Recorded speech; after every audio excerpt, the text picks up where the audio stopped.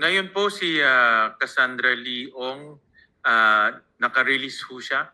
No? So hindi siya Paano po nangyari yun, Mr. Chair? Mr. President, actually nagulat rin ako.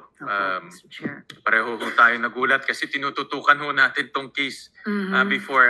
I was advised that dahil nung nag-recess po yung Senado, pinalabas ho natin siya because pag Pinalabas po natin siya. Oo, because pag nagmo-move from one Congress to the other Congress, pinapakawala ho natin yung mga na-detain dito. So nung pinakawala ho natin siya, Dito po ba siya nakadetain, Mr. Chair?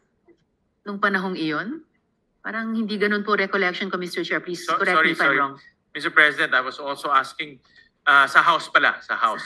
Sa House. She was detained in the House. I'm Opo. sorry for that wrong information. Sorry, Mr. Chair. Na-detain ho siya sa House. Opo. And then because of the transition from the 19th Congress to the 20th Congress, pinalabas siya sa detention. At that point, wala pang kaso. No? So ngayon ho, mayroon ng kaso, the same, qualified human trafficking.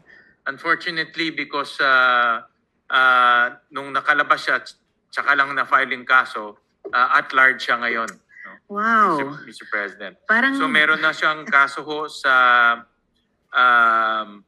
RTC branch 157 of Pasig. Ito po yung human trafficking case involving the Lucky South 99 compound in Porac.